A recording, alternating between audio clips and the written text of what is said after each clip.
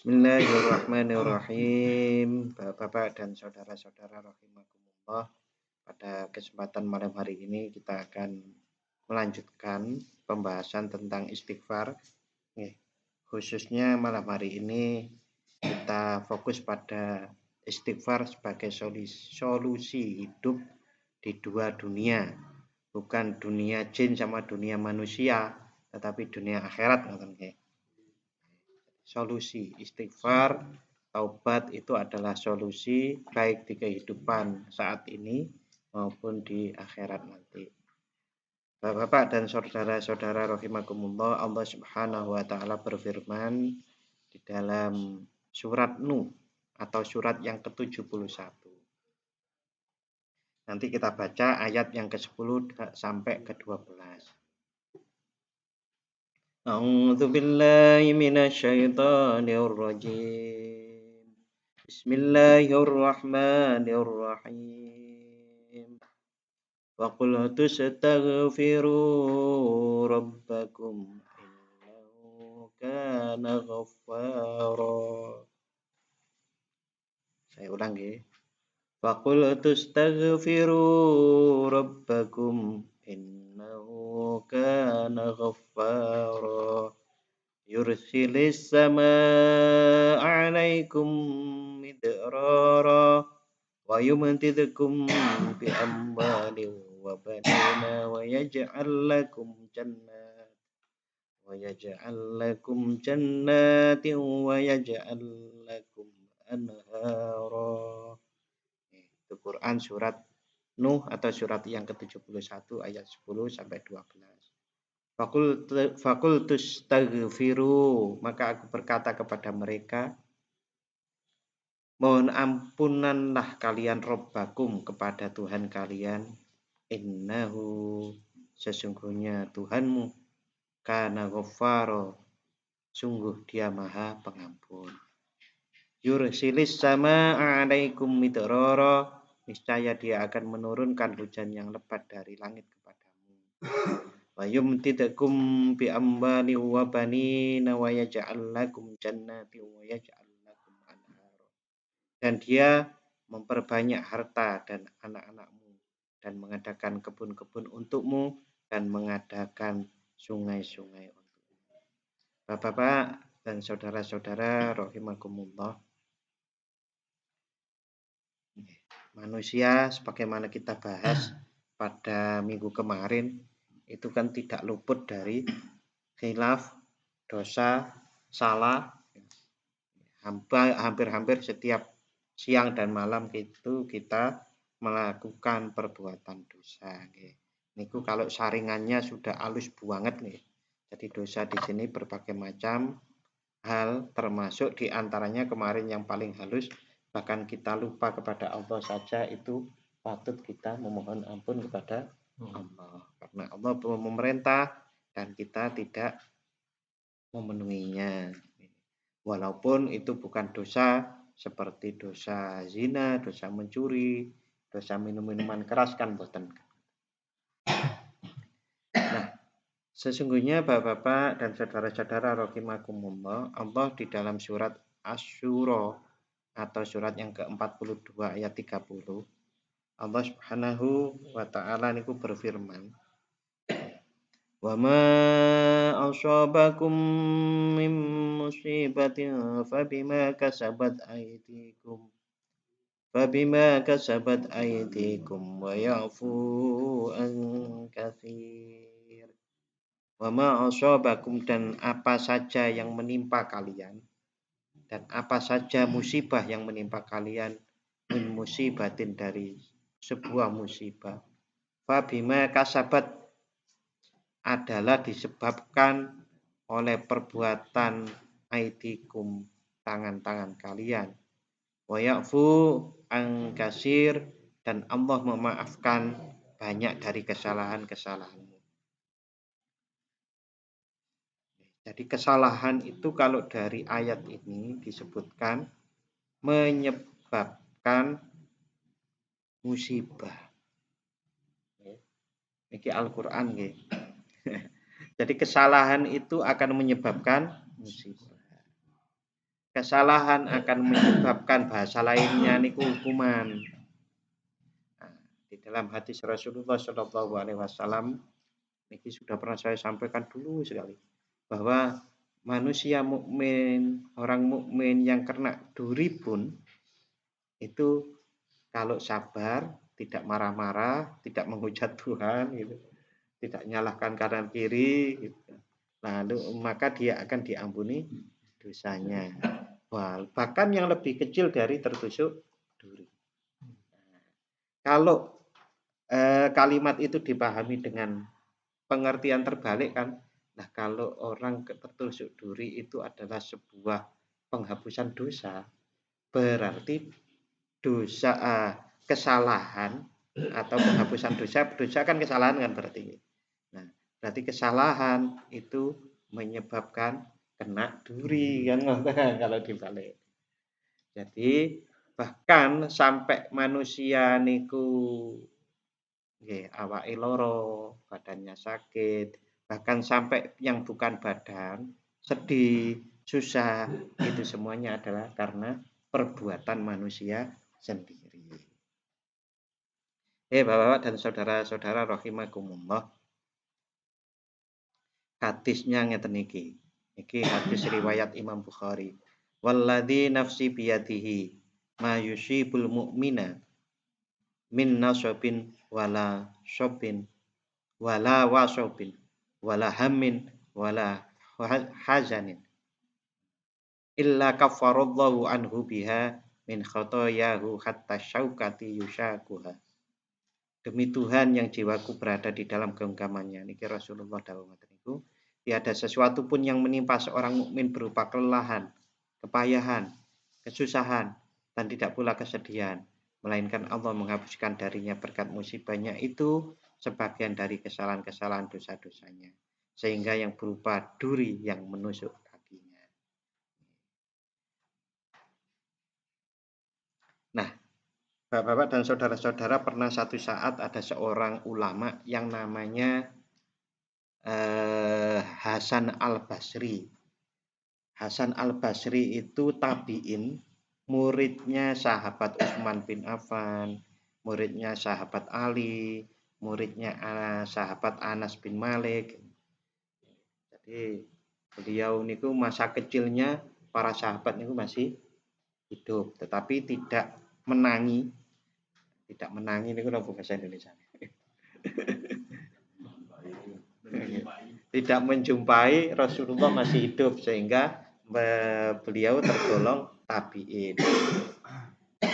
Beliau niku guru-gurunya sahabat-sahabat itu, dan beliau kemudian menjadi seorang guru, seorang ulama pula yang sangat alim, zuhud, diakui banyak ulama-ulama yang lain beliau itu adalah orang yang soleh. Karena beliau niku orang yang soleh, banyak orang yang datang untuk mencari ilmu maupun meminta nasihat kepada beliau. Satu waktu ada tamu yang datang yang mewakili penduduk masyarakat di sekitarnya. Beliau niku datang dan kemudian mengeluhkan tentang adanya masa paceklik yang terjadi di daerah yang menimpa masyarakatnya. Lalu Hasan Al-Basri memberikan solusi. Solusinya itu adalah yang banyak istighfar. Kamu dan masyarakat-masyarakatmu yang banyak beristighfar, memohon ampun kepada Allah Subhanahu wa taala.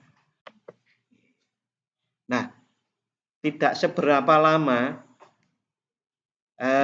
Imam Hasan Al-Basri niki kedatangan tamu kedua. Tadi yang pertama nggih. Yang kedua niki tamunya menyampaikan keinginannya agar terbebas dari kefakiran atau kemiskinan yang melilit keluarganya. Kepada tamu ini Imam Hasan Al-Basri beliau memberikan nasihat untuk senantiasa beristighfar kepada Allah.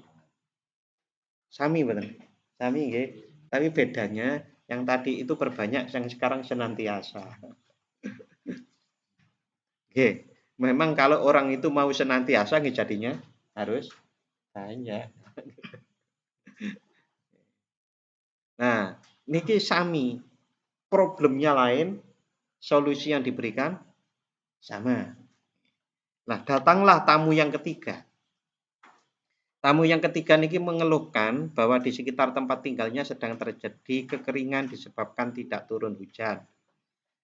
Lagi-lagi Imam Hasan Al-Basri menyampaikan petua kepada tamunya untuk memperbanyak istighfar kepada Allah. Sami mboten? Datang lagi yang keempat. Kemudian datang tamu yang keempat, tamunya yang ini mengeluhkan, menyampaikan harapan yang sudah lama mereka dambakan, yaitu ingin memiliki keturunan dari pernikahan yang telah mereka jalani. Mboten enggak ada anak ngomongan. Sudah lama nikah tapi mboten enggak ada ngomongan. Dan ungkapan singkat yang diungkapkan oleh beliau, nasihat beliau kepada orang ini adalah perbanyak istighfar kepada Allah.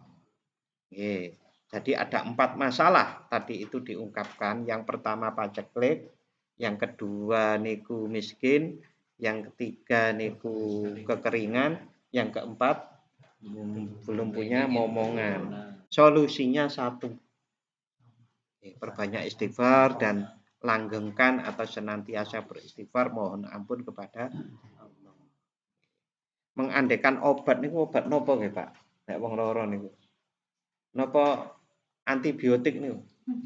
Sakite napa mawon kan antibiotik mesti katut to niku. Lah nggih. Nah, rupanya 4 tamu niki ketemu Pak di luar. Ibaratnya mereka niku tanpa disengaja keempat rombongan tamu itu bertemu di suatu tempat dan saling menceritakan keluh kesah mereka. Karena merasa mendapatkan nasihat yang sama, lantas muncul suudon. Muncul suudon bahwa sang Imam Hasan Al-Basri mengeneralisasi atau membuat umum seluruh permasalahan dengan memberikan satu jawaban. Nah, dengan sedikit emosi, mereka niku rada emosi. Iki kok kabeh masalah beda kok solusine padha iki kentekan bahan. Kentekan bahan nasihat to pripun ngoten. Nah, dengan sedikit emosi mereka rombongan 4 niki balik, Pak. Mereka bersepakat kembali ke kediaman sang Imam Hasan Al-Basri guna meminta penjelasan. Nah, sesampainya di rumah Hasan Al-Basri, mereka dipersilakan masuk. Setelah mendengarkan kembali keluhan tamunya, sang imam mengajak mereka menyimak Quran surat Nuh atau surat 71 ayat 10 sampai 12 yang tadi saya baca tadi. Artinya kan ngeten kalau bahasa Indonesia nggih. Maka aku berkata kepada mereka, mohonlah ampunan kepada Tuhan. Sungguh Dia Maha Pengampun. Niscaya Dia akan menurunkan hujan yang lebat dari langit, memperbanyak harta dan anak-anakmu, dan mengadakan kebun-kebun untukmu, dan mengadakan sungai-sungai untukmu. Nah, ternyata memang dari Al-Quran semua nih. Yang pertama, tadi itu mengeluhkan masa paceklik. Nah, ini kan akan mengadakan kebun-kebun untukmu gitu kan. Memperbanyak harta, lalu kemudian yang enggak punya momongan niki nggih memperbanyak anak, yang kekeringan menurunkan hujan. Semua jawabannya wonten di Quran surat Nuh atau surat yang ke-71 ayat 10 sampai 20. Nah, kita kan saged niru to, Pak. Wong Al-Qur'an itu mboten untuk Imam Hasan Al-Basri saja kan? Nggih. Nah, untuk kita toh. Nggih monggo. Dan kemarin, minggu kemarin sudah jelas sekali bahkan namanya istighfar, mohon ampun kepada Allah, bertobat itu segera. Bersegeralah.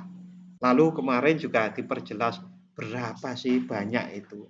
Janjane 3 niku nggih pun banyak. Tapi Rasulullah Shallallahu Alaihi Wasallam sendiri melakukan ngamalaken niku lebih dari 70. Nah, hadis yang lain tulisannya 100. Kalau diumpamakan jenengan kita semuanya itu kalau dari keimanannya Rasulullah niku 100%. kita kira-kira ada 10%. 5%. 10 mohon hitungannya gampang ya. Kita katakanlah 10%, berarti harusnya kita itu membaca istighfar pinten? 1000. 100 ping 10. Lah gitu, nek 5 berarti ingat Pak.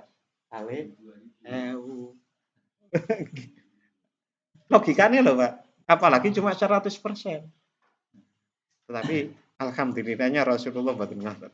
Niku nyontoni Rasulullah niku betapa beristighfar, Rabbi firli wa tub alayya innaka antat tawwabur rahim atau astagfirullahaladzim gitu saja atau astagfirullahaladzim alladzi la ilaha illa huwal hayyul qayyum wa atubu ilaihi. Tapi biasanya kita yang lebih seneng nih niku Mas. Astagfirullahaladzim, astagfirullahaladzim, astagfirullahaladzim. Mboten sampai 5 menit niku rampung. Nggih, niku nek pas gubuh, nek gak pas gubuh niku sampai karo nangis gak diramu-ramu. Wis gak diitung. Namun nangis tapi nikmat ngoten. Monggo. Seminggu niki pun ngakoni dereng.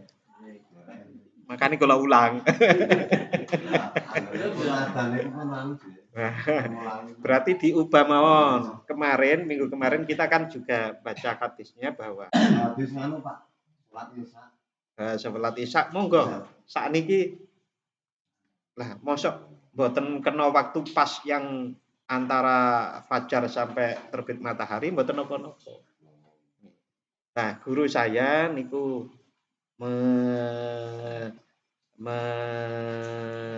apa ya namanya? Mengajarkan kepada saya niku 100 kali tapi 2 kali, Pak. Pagi dan sore, habis subuh dan habis maghrib. Nek Mas habis maghrib repot, ping pindungi repot, ping pisan mawon mboten napa-napa. Habis isya atau pas habis sholat tahajud atau pas nuwun sewu nggih, nek wis kabeh niku mboten saged wis karo mlaku nang nggon kerja niku.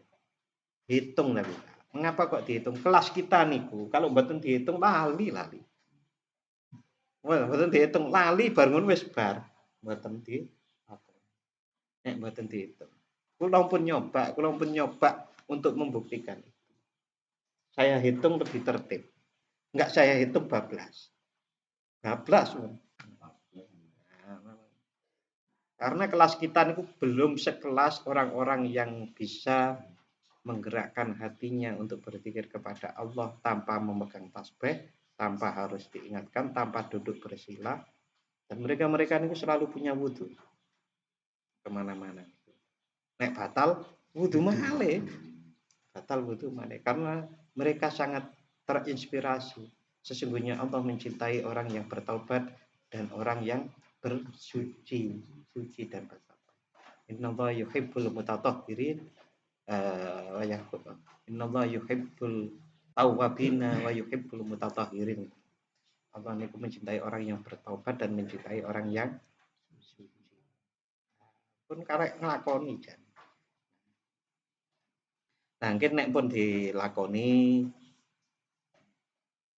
biasanya niku akan bertambah lebih khusyuk, bisa bertambah lebih khusyuk lagi. Lah saat seperti itu kepekaan kita muncul. Peka napa Pak? Delok jin, sanes. Niki mboten masalah niku. Kepekaan kita untuk menerima pelajaran dari Allah melalui perilaku orang lain, perilaku kita sendiri, perilaku istri kita, perilaku anak kita, nonton TV niku jadi pelajaran. Ngelihat nopong itu sakit tadi pelajaran, peka sangat. Bapak-bapak, saudara-saudara rahimakumullah. Monggo. Yang paling inti lagi karena ini adalah memohon ampun, sebetul-betulnya mohon ampun. Mohon ampun niku sing pantes niku ngene. Nggih pancen mboten astagfirullah. Kayak ngoten niku kan memenuhi target. Kantuk mboten, kantuk mawon. Tetapi yang jenenge mohon ampun niku sopane pripun? Mohon ampun atau kita minta maaf kepada teman kita sudah berbuat salah. Ini pantasnya pripun ya. Saya kan yang pakaian sing nyapi, sing suci, lalu kemudian duduk di tempat suci, dibatasi suara-suara dan yang lain-lain itu dibatasi niku berarti kita yang harus milih. Kita tidak mampu lagi tuh membatasi suara motor dan lain-lain. Milih yang biasanya sepi jam pinten. Ya di antaranya dalu. Dalu yang kadang jalan mriki sik kadang enten truk kok. Wanter kayak Nggih, intinya itu kapanpun boleh. Cari yang terbaik. Lalu ya Allah, kula nyuwun pangapunten, nyuwun ngapura. Ya Allah, saya mohon ampun atas perintahmu bahwa saya harusnya menjadi hamba-Mu yang ibadah setiap saat tapi dereng saged nglakoni. Munine istighfar biasa tapi dalam hati niku mohon ampun ngoten. Apalagi nek kelingan dosane sing memang betul-betul dosa. Ya Allah, kula niku wingi niku kok napa ngicipi ciu. Umpamane ngoten nggih. Naudzubillah min dzalik. Nah, umpamane dan yang lain-lain dah nggih. Kita istighfar betul kepada Allah Subhanahu wa taala nggih. Bapak-bapak dan saudara-saudara rahimakumullah. Iki ada satu hadis yang lain yang Rasulullah dawuh, hadis ini diriwayatkan oleh Imam Muslim. Ma yusibul mu'mina min syaukatin fama fawqaha illa rafa'ahu Allahu biha darajah aw hatta anhu biha khati'atan. Tidak ada satupun musibah, cobaan yang menimpa seorang muslim berupa duri atau semisalnya, melainkan dengannya Allah akan mengangkat derajatnya atau menghapus kesalahannya. Jadi selain dihapus dosa-dosa yang telah lalu, juga Allah niku mengangkat derajat. Syaratnya nih wau sabar, mboten usah nesu-nesu, mboten usah napa mulai piye to Gusti Allah wah. Niki ora wefat ngoten niki. Nggih, niku diicali kan ngoten nggih. Nggih, malah mawas diri niku sae. Pancen kakek dosane awak dhewe. Lah wong tidak ada sebab apa-apa kok terus sikil kecekluk-cekluk. Ya oh gitu kan gitu. Nah, mawas diri lebih bagus. Memang kita banyak dosa.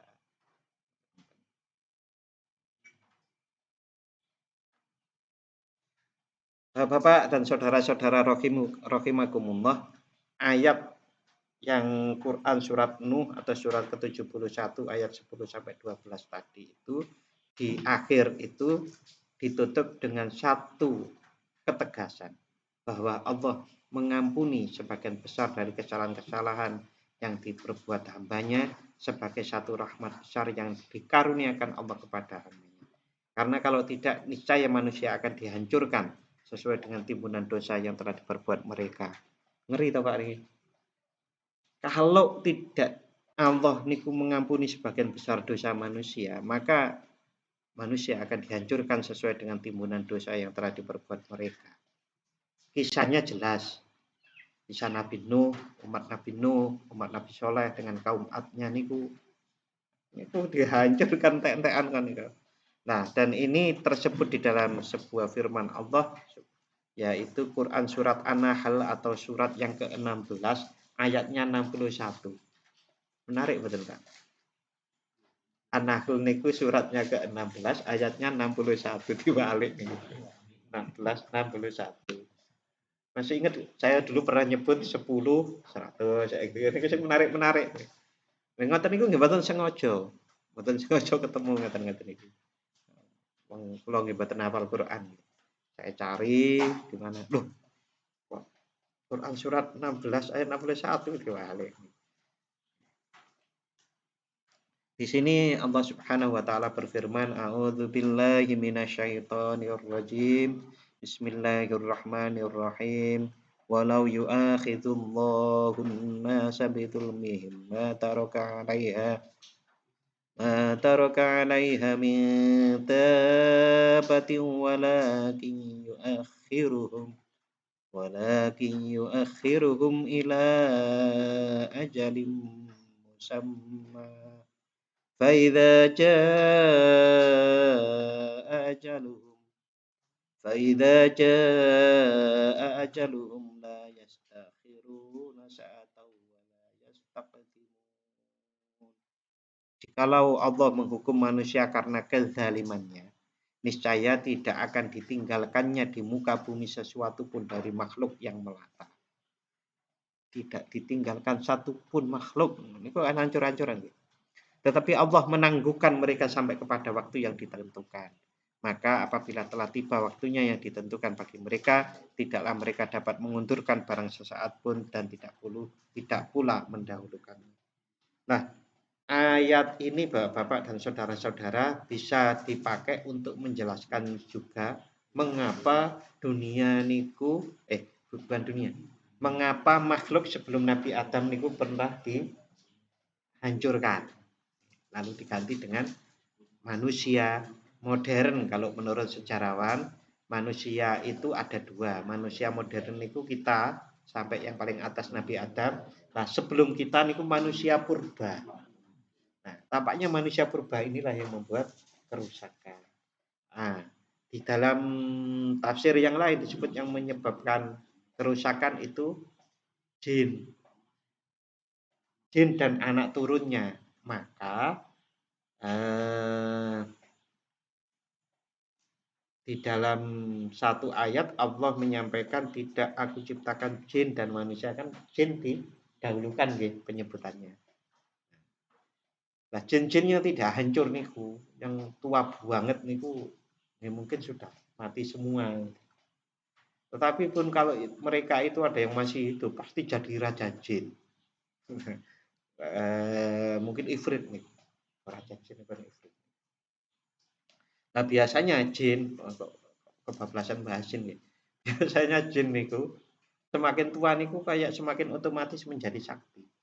Tidak seperti manusia. Kalau manusia niku semakin tua biasanya ya tergantung, kalau memang nggak belajar ya nggak bisa sakti. Tapi kalau jin niku enten otomatis sih. Seperti lebih menjadi sakti lalu kemudian ditakuti oleh yang lain-lain itu. Sehingga kalau ada orang bilang ilmu nih kalah tua nih, jangan-jangan sing tua nih jine gitu. Itu ilmu nih. Biasanya kan enten orang-orang meminta bantuan jin untuk berbagai macam keperluan gitu. Nah, itu sing tua biasanya sing menang.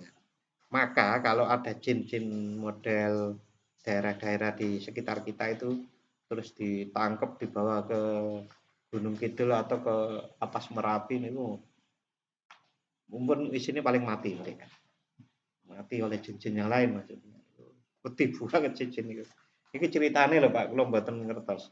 Kertas nggak ngerti sendiri mboten. Ceritanya dari orang-orang yang di dunia itu dan takut bisa untuk melihat mereka. Itu ceritanya jin cilik-cilik ketemu sing tua nih mesti dibully bahasanya. Oke, Bapak dan saudara-saudara rahimakumullah. Di dalam surat At-Taghabun atau surat yang ke-64 ayat 11 Allah Subhanahu wa taala berfirman. Ini jelas banget.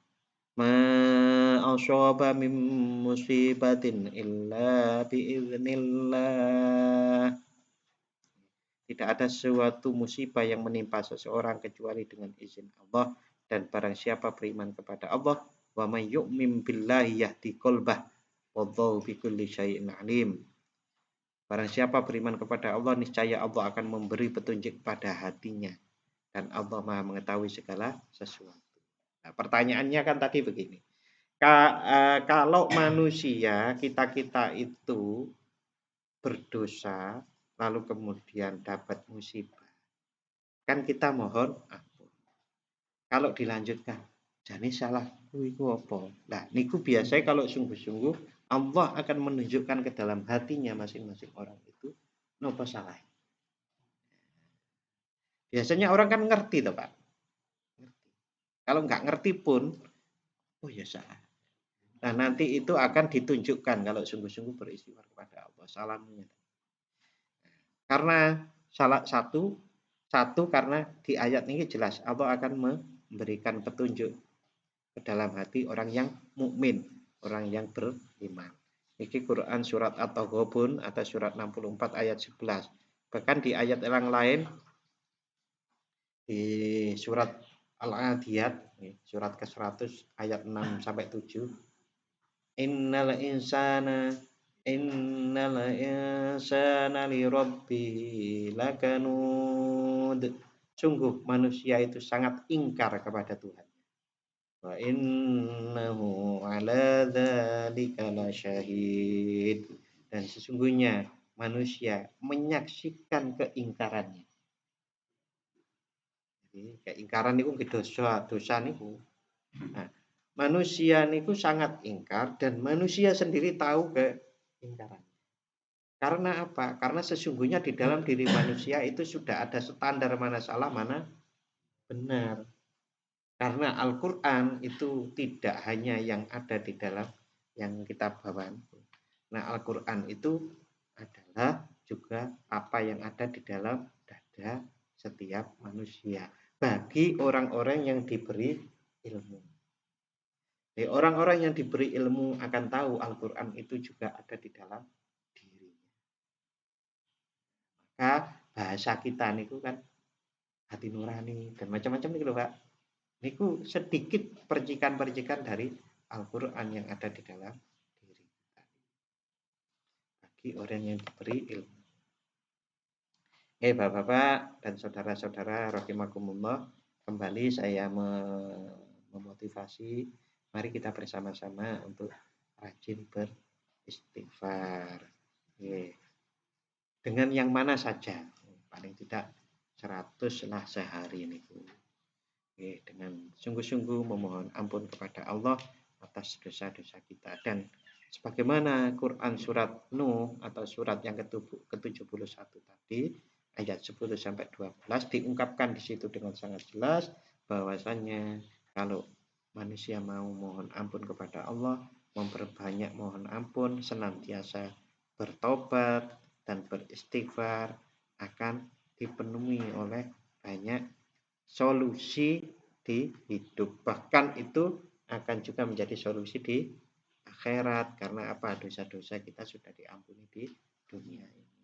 Bapak-bapak rahimakumullah, untuk malam hari ini cukup. Nanti monggo kalau ada pertanyaan kita akhiri dulu dengan membaca doa bersama-sama.